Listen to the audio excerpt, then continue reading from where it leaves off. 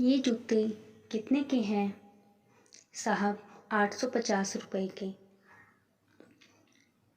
दुकानदार से भाव सुनकर सुधीर बाबू ने अपने बेटे को धीरे से समझाया, अजय, मैं तुम्हें दूसरी दुकान लिए चलता हूँ। ये जूते बहुत महंगे हैं। दोनों उस दुकान से बाहर निकलने लगे।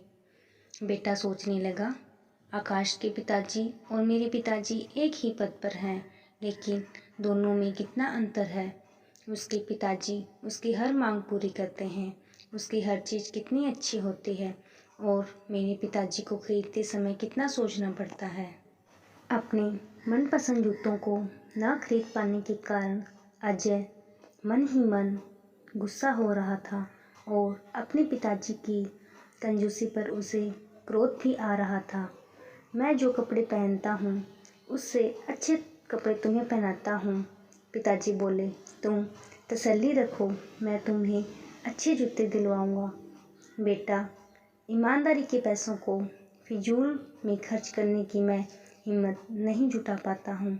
तुम बड़े होकर समझोगे कि ईमान और बेईमानी के धन में क्या फ़र्क होता है।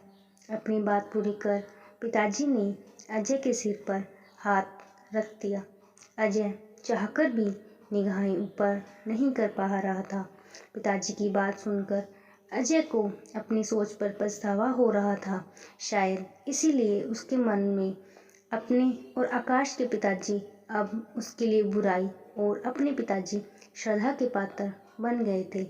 कहानी की सीख, हमें हमेशा सच्चाई और ईमानदारी के रास्ते पर चलना चाहिए।